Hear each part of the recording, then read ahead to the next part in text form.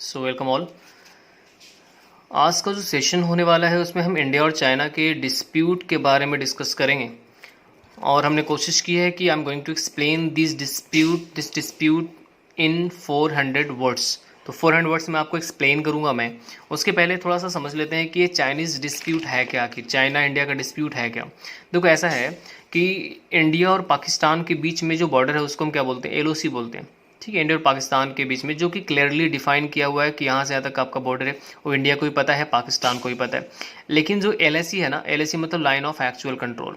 ठीक है, line of actual control जो है वो अनक्लियरली डिफाइंड है, मतलब वो वहाँ पे आप बोल सकते हैं कि डीमार्केटेड नहीं है, एक मार्क नहीं किया हुआ है, जिसके कारण जो सिचुएशन है इंडिया और चाइनीज सोल्जर्स के बीच में हमेशा कुछ ना कुछ होता ही रहता है। आप सुना होगा, आपने पहले भी सुना होगा, ये कोई नई बात नहीं है ना, इट इज़ नॉट न्यू। तो ये जो केस है ना, this has been happening, but the war specially जो किलिंग ऑफ 20 सोल्जर्स तो अभी हुआ है, वो पहले नहीं हुआ है। बिकॉज दोनों कंट्रीज़ के बीच में एक एग्रीमेंट था जिसमें क्या था कि भाई कभी भी गन फायर मतलब ओपन फायर नहीं करेंगे, मतलब गोली नहीं चलेगी बॉर्डर पे, और जो एक एफिनिटी बना के रखेंगे, एक अच्छा रिलेशनशिप बना के रखेंगे ताकि दोनों कंट्रीज़ का बेनिफिट हो सके।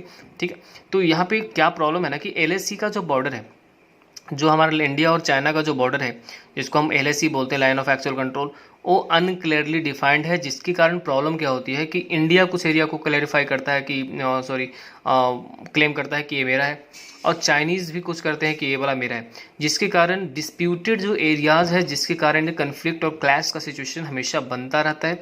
लेकिन आजकल का सिचुएशन आपने सुना होगा। ऐसे भी अगर हम बात करें कि 2020 जो साल है ना, वो बहुत ही ज़्यादा खतरनाक है। आपने सुना भी होगा, कई प्रोडिक्शंस ऐसे हुए हैं बड़े बड़े फिलोसफर्स के द्वारा, एस्ट्रोलॉजर्स के द्वारा बताए गए हैं कि 2020 ईयर जो है हमारा, 2020 का जो साल होगा, that will be a devastating year, एक बहुत ही ज़्यादा डिस्ट्रॉइंग ईयर होगा। और इसमें बहुत सारी क्षति होगी। जैसे आपने देखा कि कोरोना वायरस इसी में जन्म लिया, तो कोरोना वायरस भी इसी में स्प्रेड हो रहा है, and a number of people, lakhs of people have been killed, and कुछ बहुत सारे लोग ऐसे भी हैं जो सफ़र कर रहे हैं इस पर्टिकुलर डिजीज से। ये बात आप सभी को मालूम है।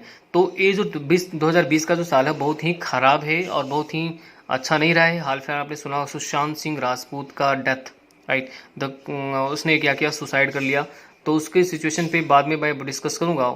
ठीक है, जो कि बहुत लोगों को ख़राब लगा है। और नेपोटिज्म पे बात आई है, बार बार नेपोटिज्म को लेकर के बात आ रही है कि बॉलीवुड में नेपोटिज्म है। एनीवेज, हम आज बात करने वाले हैं इंडिया और चाइना के डिस्प्यूट के बारे में। ठीक है, देखो ऐसा है कि इंडिया और चाइना का जो डिस्प्यूट है वो आप सभी को पता है कि एलएसी के कारण हो रहा हो क्या रहा है ना। आपको एक बेसिक बात बताता हूँ कि इंडिया और चाइना अपने हिसाब से एक एरिया क्लेम करते हैं कि ये वाला एरिया हमारा है, ये वाला एरिया हमारा है। ठीक है, तो क्लेम है, जैसे आप एक एरिया लेकर रखें, एक एरिया रखें, तो भी इसमें क्लेम हो रहा है ना। प्रॉब्लम क्या हो रही है ना कि दोनों अपना अपना एरिया अपने हिसाब से क्लेम करते हैं, जिसके कारण ओवरलैपिंग होती है कई एरियाज़ में। ठीक है, कहीं पे बॉर्डर्स में कई बॉर्डर पे क्या होता है ना, एलएसी पे सोल्जर्स जो है आपस में मिलते हैं। जैसे इंडिया और चाइना के जो सोल्जर्स हैं वो सामने आमने सामने आ जाते हैं, फेस टू फेस हो जाते हैं। तो कई बार थोड़े मोड़े कन्फ्लिक्ट आपने पहले भी सुना होगा, this is not new, but this time this has happened which is drastically very poor, बहुत ही ख़राब है, विच कैन स्केलेट वॉर, और ये थर्ड वर्ल्ड वॉर का रूप भी ले सकता है। हालांकि इंडिया कभी भी ऐसा नहीं चाहेगा कि हम किसी भी कंट्रीज़ के खिलाफ फाइट करें और खुद की भी क्षति करें, दूसरी की क्षति करे, बट इंडिया ये भी नहीं चाहेगा कि कोई हमारे घर में बार बार आकर के हमें धमकी देता रहे। ठीक है, और ऐसा किसी को चाहना भी नहीं चाहिए। ठीक है, तो जिसके कारण ओवरलैपिंग होती है, किस कारण, एरियाज़ के कारण, क्योंकि वहाँ पे कई बार ऐसा होता ना कि कंट्रीज़ के जो सोल्जर्स हैं, दोनों कंट्रीज़ के सोल्जर्स हैं, आपस में मिलते हैं, देखते हैं, एक दूसरे को फेस टू फेस होता है, और कई बार कन्फ्लिक्शन होता है, गाली दे दिया या फिर फाइट हो गई, इस तरह की बातें होती रहती है। तो एरियाज़ जो वो करते हैं ना, मतलब जो एरिया का जो परफेक्शन है, वो डिफरिंग परफेक्शन के कारण, जो उनका डिफरिंग परसेप्शन के कारण, और परसेप्शन के कारण क्लैशेस होते हैं। डिफरिंग परसेप्शन का मतलब हुआ कि एक एरिया हमारा है, एक हमारा आपका है, और यहाँ पे अगर कोई डिफाइंड एरिया नहीं है तो फिर परसेप्शन, हम दोनों का जो विचार है वो क्या है, अलग अलग है, जिसके कारण प्रॉब्लम जो है क्रिएट होती चली जाती है। कुछ मंथ बैक की अगर हम बात करें तो इस एरिया पे पेट्रोलिंग पहले हुआ करती थी, कोई नया बात नहीं है कि पेट्रोलिंग नहीं होती थी, पेट्रोलिंग हमेशा होती रही है। इंडियन सोल्जर्स ही पेट्रोलिंग करते जाते थे और चाइनीज़ सोल्जर्स भी करने जाते थे। तो पहले भी कन्फ्लिक्ट इस तरह से होती थी। ठीक है, तो कभी कभी क्या होता था कि अगर किसी के टेरिटरी में कोई एंटर किया, जैसे इंडियन सोल्जर्स अगर टेरिटरी में से एंटर किए या चाइनीज़ सोल्जर्स ने इंडियन टेरिटरी में एंटर किया, तो एक फ्लैग हुआ करता था, वो फ्लैग दिखा करके वो बताते थे कि आप हमारे टेरिटरी में आ गए हैं, आप वापस चले जाइए। तो इस तरह से एग्रीमेंट था इंडिया और चाइना के बीच में कि कहीं फाइट नहीं होगा और हम लोग अच्छे से रहेंगे, ठीक है। उसको इंडियन सोल्जर्स ने हमेशा निभाया, लेकिन अभी का समय जो है ना, वो चाइनीज़ सोल्जर्स उसको नहीं निभा रहे हैं। मतलब चाइनीज़ जो गवर्नमेंट है कहीं ना कहीं इस चीज़ को दबाना चाहती है और सप्रेस करना चाहती है कि हम एशिया पे हमारा एकाधिकार हो और हम सभी को दबा के रखें। ऐसा तो नहीं चलेगा ना भाई, है ना। चलिए, तो ऐसा पहले हुआ करता था। रिसेंट कन्फ्लिक्ट जो है वो कब आया था, या बता दूं मैं कि रिसेंट जो सबसे पहला जो कन्फ्लिक्ट हमें देखने को मिला वो है 5 मई को एक कन्फ्लिक्ट स्टार्ट हुआ, है ना। और एक क्यों हुआ, वहाँ पे एक पेंगोंग लेक नाम का एक लेक है, पेंगोंग का नाम का एक लेक है उसका, वो कहाँ पे है, वो लद्दाख में, ठीक है। उसके साथ सिचुएशन ये है कि करीब 60% ऑफ एरिया जो लद्दाख वो जो लेक का है वो चाइनीज़ कवर करते हैं, उनका चाइनीज़ टेरिटरी में आता है। और उसी टेरिटरी के बीच एलएसी डिफाइन किया गया है जो कि डिस्प्यूटेड है, वो भी डिस्प्यूटेड है, जो कि एलएसी जो है उसी लेक से गुजरती है, जिस कारण ये डिस्प्यूट हमेशा क्या है, बढ़ता चला जा रहा है, ठीक है। आपने अभी हाल फिलहाल में भी सुना होगा ना कि Chinese products are still sold in a minute. आप देखो कि इंडिया जो है चाइनीज़ प्रोडक्ट को बॉयकॉट करना चाहता है, इंडियन भी चाहते हैं कि चाइनीज़ प्रोडक्ट को ना खरीदें, लेकिन आप देखते हैं कि जब भी कोई सेल लगता है या फिर कोई ऑफ़र आता है अमेज़ॉन पे और किसी सोशल नेटवर्किंग साइट्स पे जहाँ पे आप परचेज कर सकते हैं, भाई मिनट भी नहीं लगते और Chinese products are being sold still. ये सिचुएशन अभी का भी है, प्रेजेंट सिनेरियो भी ऐसा है। तो अगर हम ऐसा हमेशा करते रहेंगे तो हाउ कैन वी, हम कैसे कर सकते हैं किसी कंट्री के इकोनॉमी को कमज़ोर हम, क्योंकि अगर किसी की इकोनॉमी कमज़ोर नहीं करेंगे तो हम फाइट नहीं कर पाएंगे, बिकॉज चाइना कमज़ोर देश नहीं है, पहला पॉइंट। तो उनकी इकोनॉमी कहाँ से आती है भाई, हमारे देश से। दूसरे देश में वो अपना जो मैन्युफैक्चरिंग प्रोडक्ट्स है, मैन्युफैक्चर प्रोडक्ट्स है, वो क्या करते हैं, सोल्ड करते हैं, एक्सपोर्ट करते हैं, उसके कारण उनके पास जो इनकम है वो काफ़ी है। तो इसके कारण भी उनके पास पैसे की कोई कमी नहीं है, जिसके कारण उनको फाइट करने में कोई ज़्यादा फ़र्क नहीं पड़ेगा। लेकिन अगर अभी फाइट होती है इंडिया और चाइना के बीच में, तो फिर एक बड़ा सा प्रॉब्लम क्रिएट हो सकता है। तो यही हम आज बात करने वाले हैं 400 वर्ड्स में। आइए थोड़ा सा देखते हैं। देखो, ऐसा है कि एक military stand of between India and China है, ठीक है, कि भाई इंडिया और चाइना के जो सोल्जर्स होंगे वो थोड़ा दूर दूर पे रहेंगे, कोई फाइट नहीं होगी। और डिस्प्यूटेड बॉर्डर पे हमेशा वहाँ पे ऐसा सिचुएशन रहा है ना, कि डिक्लेयर किया है कि इंडियन और चाइना के जो सोल्जर्स हैं उनके बीच में कहीं फाइट नहीं होगी, दूर दूर रहेंगे, है ना, और एक अच्छी फ्रेंडशिप रहेगी। लेकिन अब डिस्प्यूटेड बॉर्डर पे अभी का जो सिचुएशन है वो ऐसा नहीं है। अभी का सिचुएशन ऐसा है कि इंडिया और चाइनीज़ मतलब चाइना दोनों ने क्या किया है कि अपने सोल्जर्स को वहाँ पे काफ़ी नंबर में डिप्लॉय किया हुआ है, ठीक है, अभी के सिचुएशन के कारण। क्योंकि अभी जो डेडली क्लैश हुआ जिसके कारण सिचुएशन और भी क्या हो सकती है, ख़राब हो सकती है। इसको देख करके वहाँ पे इंडियन गवर्नमेंट ने बहुत सारे सोल्जर्स को डिप्लॉय किया, ठीक है। तो लिखा है, military stand of between India and China on their dispute border in the Himalayas has escalated into a deadly clashes, ठीक है। चलिए, तो ये जो प्रॉब्लम हुआ उसके कारण क्या हुआ कि डेडली क्लैश जो है, क्लैश का मतलब क्या होता है, फाइट। तो डेडली क्लैश ने जन्म लिया, क्योंकि वहाँ पे अभी सिंपल अगर हम बात करें ना तो हो क्यों रहा है, क्योंकि होने का सिंपल रीज़न ये है कि इंडिया वहाँ पे जो एरियाज़ हैं वहाँ पे कुछ इंफ्रास्ट्रक्चर बिल्डअप कर रहे हैं इंडियन सोल्जर्स, इंडियन गवर्नमेंट, जिसके कारण चाइनीज़ को बड़ी प्रॉब्लम है। उनको लगता है कि यहाँ पे जो एरिया है अगर इसको और भी ज़्यादा क्या किया जाए, अगर इंफ्रास्ट्रक्चर बिल्डअप कर दिया जाएगा तो मनमानी नहीं कर पाएंगे, करेक्ट। तो भाई इसके कारण डिस्प्यूट क्रिएट होता चला जा रहा है। आज हम 400 वर्ड में इसको एक्सप्लेन करने वाले हैं कि क्यों है, क्या है, इसका बैकग्राउंड हम अंडरस्टैंड करेंगे और आपको बताएंगे कि भाई ये सिचुएशन क्यों हो रहा है। सबसे पहला सिचुएशन क्या लिखा हुआ है, what happened in the clash में क्या हुआ, मैंने आपको बताया था अभी कि एटलीस्ट 20 सोल्जर्स, इंडियन सोल्जर्स मारे गए थे मंडे नाइट को, इंसिडेंट जो कि रात में हुआ था। It happened in Galwan valley in the disputed Ladakh region. China accuse करता है इंडियन सोल्जर्स को। चाइना ने क्या बोला कि भाई इंडियन सोल्जर्स बार बार मतलब 2 बार प्रवोक किए, है ना, उकसा रहे थे, और चाइनीज़ पर्सनल जो है उन पे अटैक किया, जिसके कारण मुझे बदला लेना पड़ा, ठीक। ऐसा चाइनीज़ ने चाइनीज़ अक्यूज़ करते हैं इंडियन ट्रुप्स को, जबकि ऐसा सिचुएशन नहीं था। जब क्योंकि देखो ऐसा सुनने में क्या आया कि इंडियन सोल्जर्स जब आप रात में किसी पे अटैक करते हैं, if you attack somebody in night, तो नाइट में अटैक करते हैं, इसका मतलब you are planning that particular one, right? So Chinese had already planned this to create the nuisance sort of scenario and kill, क्योंकि भाई मारने का ही प्लान होगा तभी तो रात में आए थे। तो इसके कारण आपने देखा होगा कई लोग मर भी गए, बहुत सारे सोल्जर्स शहीद हुए। करीब 20 इंडियन सोल्जर्स के बारे में यहाँ पे बात किया जा रहा है। और इस पे रिपोर्ट तो ऐसा भी है कि चाइनीज़ सोल्जर्स भी मारे गए हैं, but that has not been anything that has not been approved by the Chinese government. Chinese government ने ऐसा कोई भी डिस्प्यूट और किलिंग का कोई भी मैटर अभी तक मार्केट में, मतलब उसका जो न्यूज़ है उसमें ये चीज़ पब्लिश नहीं किया है।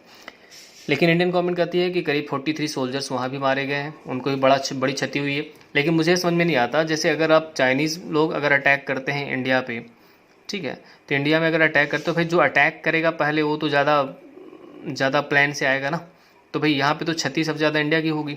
इसका मतलब 20 सोल्जर से ज़्यादा लोग मारे गए होंगे, ऐसा भी हो सकता है। आई एम नॉट श्योर, मैं ऐसा नहीं बोल रहा हूँ कि मैं जानता हूँ, मतलब मुझे ऐसा लगता है कि 20 से ज़्यादा लोग मारे गए होंगे, क्योंकि 20 अगर बात की जा रही है, बहुत सारे लोग और भी आपने सुना होगा कि इंजर्ड हुए। तो प्रॉब्लम जो है धीरे धीरे बढ़ती चली जा रही है।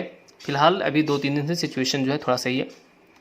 आगे का केस है क्या, लिखा है अभी Indian soldiers killed in clash with Chinese forces. ठीक है, क्लैश में क्या हुआ, 20 सोल्जर्स मारे गए। इंडियन सोल्जर्स क्लैश में चाइनीज़ फोर्सेस के बीच जो क्लैश हुआ उसमें मारे गए। क्लैश मतलब fight. Both sides insisted that no shots were fired, कोई भी शॉट्स मतलब गोली नहीं चली। Indian officials give accounts of fighting with bare hands. Indian officials ने क्या कहा कि बेयर हैंड्स मतलब विदाउट एनीथिंग फाइट किया गया, नो बंदूक वगैरह नहीं थे उनके पास में। ठीक है, आयरन रॉड्स से फाइट किए गए, मतलब हाथापाई हुई, रॉड से लड़ाई हुई, और स्टोन्स पेल्टिंग हुआ जिसके कारण कई लोग मारे गए।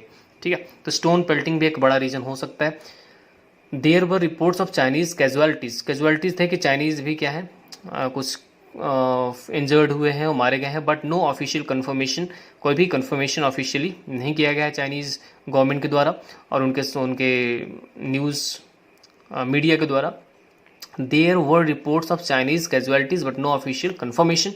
Military officials from both countries later met to defuse the situation, the Indian Army said. देखो यहाँ पे ऐसा लिखा ना कि बाद में ये सब जो फाइट हुई ना उसके बाद इंडियन और चाइनीज़ सोल्जर्स के जो ऑफिशियल्स थे वो मिले और इस पे बात हुई ताकि वो सिचुएशन को क्या करे, डिफ्यूज़ कर सके, मतलब कम कर सके, प्रॉब्लम को ख़त्म कर सके। ठीक है, क्योंकि अगर प्रॉब्लम ख़त्म नहीं होगी तो चाइना को पता है कि ये प्रॉब्लम बढ़ेगी, तो भाई बोथ द कंट्रीज़ जो हैं वो न्यूक्लियर आर्म्ड कंट्रीज़ हैं।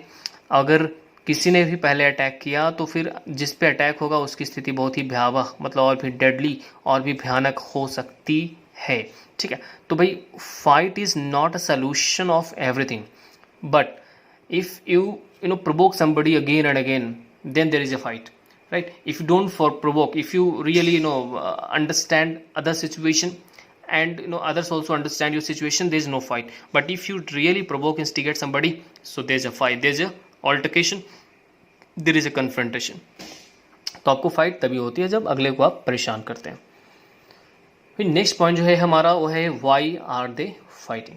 मैंने पहले बताया क्यों फाइट कर रहे हैं। पहला तो यह है कि देखो दो मिलिट्री सुपर पावर जो एशिया का है वो एक पर्टिकुलर टेरिटरी को क्लेम करता है, आर्ग्यू करता है डिकेड से कि वो जो टेरिटरी है वो हमारा है, जो एक ऐसा टेरिटरी है जहाँ पे कोई रहता नहीं है।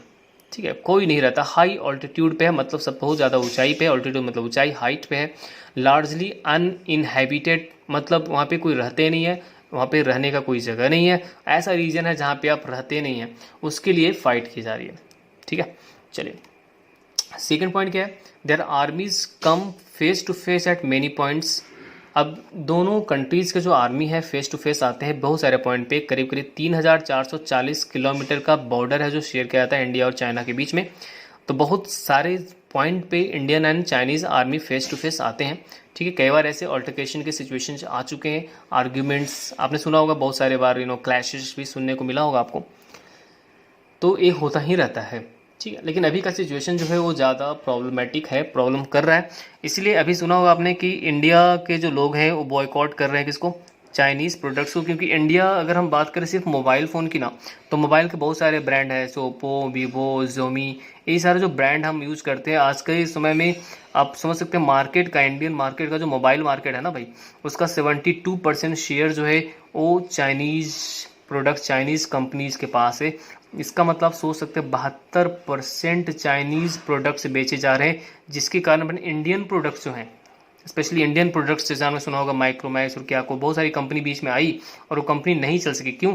क्योंकि डंपिंग जो होती है ना, जैसे मुझे अगर प्रोडक्ट बेचना है मार्केट में, तो मैं चाहूँगा मार्केट को पेनिट्रेट कर दूँ। आपको मैं समझाता हूँ, एक मार्केटिंग टर्म है मार्केट पेनिट्रेशन। होता क्या है कि किसी भी प्रोडक्ट को इतना कम प्राइस पर रख के मार्केट में डालो ताकि वो मार्केट को क्या कर दे, पेनिट्रेट कर दे, और वहाँ पे जो मार्केट में ऑक्युपाइड कंपनीज हैं, मतलब जो मार्केट ऑक्युपाई करके रखी है, उनका पूरी तरह से क्या होगा, मार्केट क्या हो जाए, खत्म हो जाए, और हम उस चीज़ को क्या करें, कवर कर सकें। मतलब पेनिट्रेशन कर लें, और मार्केट को कवर करने के लिए डंपिंग, मतलब नंबर ऑफ प्रोडक्ट्स हमेशा डंप करते हैं, जिसके कारण जो मार्केट जो है ऑक्युपाई होता है और भी ज़्यादा क्या हो जाता है, ख़राब होता चला जाता है। तो ये भी सिचुएशन है जिसके कारण ये जो प्रॉब्लम है हो रही है। और मैं क्या समझता हूँ कि इंडियन जो लोग हैं उनको बिल्कुल बॉयकॉट करना चाहिए। ठीक है भाई, एक बार में तो होगा नहीं, है ना। तो भाई धीरे धीरे करके आप चीज़ों को बढ़ा सकते हैं, धीरे धीरे करके आप इन चीज़ों को हटा सकते हैं। एक बार तो होगा नहीं, आप ऐसा नहीं कर सकते कि मोबाइल उठा करके फेंक देंगे। ठीक है, फिर आपको मोबाइल खरीदने के लिए पैसे भी तो चाहिए।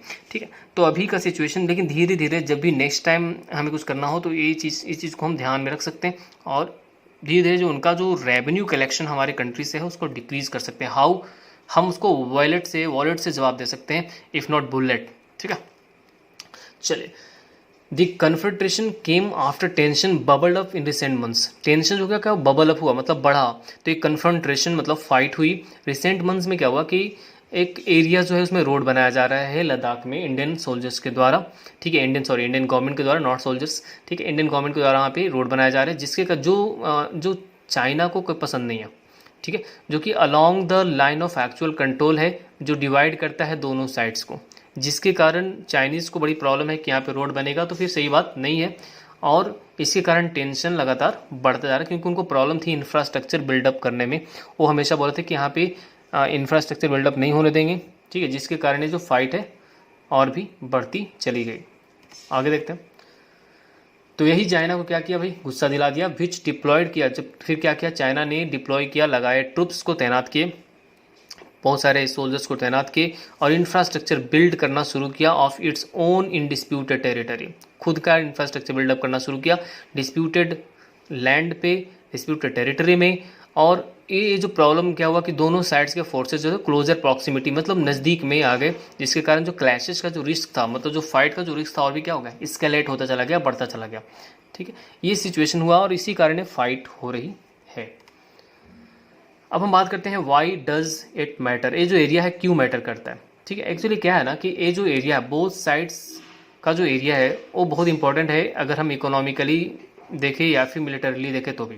दोनों केसेस में ये बहुत ही इंपॉर्टेंट है, क्योंकि एक ऐसा एरिया है जिससे जो एक्सपोर्ट इंपोर्ट का जो है वो एरिया, मतलब चाइनीज़ बॉर्डर को चाइना में जाने का एक बहुत ही अच्छा रास्ता होगा ये। ठीक है, इसके कारण जो सिचुएशन, जो एरिया अगर वहाँ पे बिल्डअप होगा, इंफ्रास्ट्रक्चर अच्छा होगा, तो भाई आपको पता होगा इंफ्रास्ट्रक्चर किसी भी जगह का अगर अच्छा होता है, वहाँ पे अगर कुछ व्यवस्थाएं की जाती है, तो फिर सुविधा अगर रखी जाती है, तो उस एरियाज़ का क्या होता है, विकास होता है। और यही तो चाइना नहीं चाहता कि यहाँ पे इसका डेवलपमेंट हो सके। नेक्स्ट पॉइंट हमारे पास है, it neither gives way the stand off could have destabilising consequences for the region. तो ये कभी भी सिचुएशन जो है ना, ये और भी ज़्यादा कॉन्सिक्वेंस जो है ख़राब कर सकता है, परिणाम और भी ख़राब हो सकता है ना, क्योंकि दोनों साइड के लिए इम्पोर्टेंट है इकोनॉमिकली। अब दोनों साइड अगर प्रॉब्लम करेंगे, दोनों साइड में फाइट होगी, तो भाई आगे चल करके ट्रेड वॉर इंडिया और चाइना के बीच में भी होगा, और उसकी शुरुआत लगभग हो चुकी है और होना भी चाहिए। आगे क्या पॉइंट है भाई, the loss of life raises the stake, क्योंकि बहुत लोग मारे गए, जो प्रॉब्लम को क्या हुआ, बढ़ा दिया। Those deaths are believe to be the first in 45 years, ये जो मारे गए करीब 45 साल में ऐसा कभी भी नहीं हुआ कि इंडिया और चाइना के बॉर्डर पे कोई भी मारा गया हो, कोई भी सोल्जर्स की हत्या की गई हो। ठीक है, क्योंकि इंडिया और सोल्जर्स के बीच में जो फाइट हुआ था वो 1962 में हुआ था, जब इंडिया को डिफीट का सामना करना पड़ा था, और इंडिया उसमें उतना स्ट्रॉन्ग कंट्री नहीं थी। ठीक है। लेकिन अभी का जो इंडिया है सक्षम है फाइट करने में, लेकिन अगर हम कॉम्पेरेटिवली अगर सच में बात करें, रियलिटी की बात करें, तो भाई चाइना सच में एक स्ट्रांग नेशन है अभी के समय में, इकोनॉमिकली भी स्ट्रांग है, और अगर डिफेंस की बात करें तो उसमें भी स्ट्रांग है, और टेक्नोलॉजी में तो आप जानती हैं टेक्नोलॉजी में बहुत आगे है। ठीक है, तो भाई अभी का समय भी बहुत अच्छा नहीं है कि हम उससे फाइट करके जीत सकते हैं। तो इसको जो प्रॉब्लम है उसको क्या कर सकते हैं, कम कर सकते हैं, है ना। कैसे भाई, उनका उनका जो सिचुएशन, उनका जो बोलते हैं ना उसको कि भाई रीढ़ की जो हड्डी है ना, उसकी रीढ़ की हड्डी तोड़ दो। कैसे?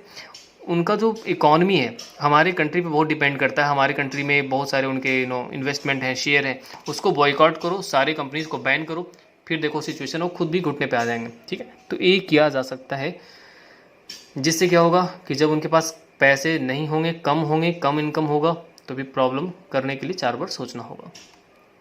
How dangerous could this be? एक बात और बताना चाहूँगा यहाँ पे कि सोचो कि हमारे ही पैसे लेकर के हम ही टिकटॉक यूज़ करें, अब उस टिकटॉक से जो पैसे कमाए जा रहे हैं उसी पैसे से हमारे ही देश में अगर वॉर होता है, हमारे ही देश के लोग मारे जाते हैं, तो इससे ख़राब क्या हो सकता है भाई? हम ही पैसा दे रहे हैं अपने लोगों को मराने के लिए, करेक्ट। तो भाई अपने दो लोग जो मारे जा रहे हैं उनके पैसे कौन दे रहा? मैं ही दे रहा हूँ। तो ये चीज़ क्या है, बहुत ही गलत है, और इसको हम सुधार सकते हैं कैसे? We have to boycott all the products that are Chinese. ठीक है, सो एक कितना ज़्यादा डेंजरस हो सकता है अगर एस्केलेशन ऑफ वॉर हुआ, एस्केलेशन ऑफ फाइट हुआ, क्लैशेज और भी बढ़े तो। चलिए देखते हैं। अगर हम पोटेंशियली बात करें तो बहुत ज़्यादा बुरा हो सकता है, वेरी डेंजरस हो सकता है, और ये टेंशन बढ़ा सकता है if efforts to reduce tensions fail, अगर टेंशन कम नहीं हुआ तो। In recent days army generals जो इंडिया और चाइना दोनों के थे वो इन्वॉल्व थे किसमें, दोनों के बीच में जो टॉक हो रहे थे कि इस सिचुएशन को सॉल्व किया जाए। बहुत दिन से आप सुन रहे होंगे कि इंडियन और चाइना के जो सोल्जर्स हैं उनके ऑफिसर्स दोनों में डिस्कस कर रहे हैं, बात कर रहे हैं कि ये प्रॉब्लम जो है वो ख़त्म हो जाए, सॉल्व किया जा सके। लेकिन उसका रिजॉल्व नहीं करने के किए जाने के बावजूद सिचुएशन ऐसा हुआ कि रिजॉल्व नहीं हुआ, और अचानक से एक फाइट ने जन्म लिया जिसके कारण जिसमें 20 इंडियन सोल्जर्स मारे गए, जो कि बहुत ही ज़्यादा क्या है, बहुत ही ज़्यादा बुरा है। और इसका एंगर है पूरे देश में, इन्फ्यूरिएटी, पीपल आर इन्फ्यूरिएटेड, गुस्सा है, एंगर है, और they are all trying to they are installing the application और मेनी अदर थिंग्स कर रहे हैं, जिसके कारण जो एक चाइनीज़ को मतलब चाइना को एक जवाब दिया जा सके फाइनेंशियली। ठीक है, नेक्स्ट पॉइंट है हमारा, however similar reconciliation attempts have stalled in the past. ठीक है, बहुत बार ऐसा हुआ है कि पास्ट में ऐसा रिकॉन्सिलेशन हुआ, सुलह हुआ है, बातचीत हो गई है, उसके कारण प्रयास से चीज़ों को एक पटरी पर लाया गया है कई बार। और अभी का सिचुएशन थोड़ा सा अलग है, लेकिन पहले ऐसे बातचीत से कई मुद्दे सुलझाए जा चुके हैं इंडिया और चाइना के बीच में।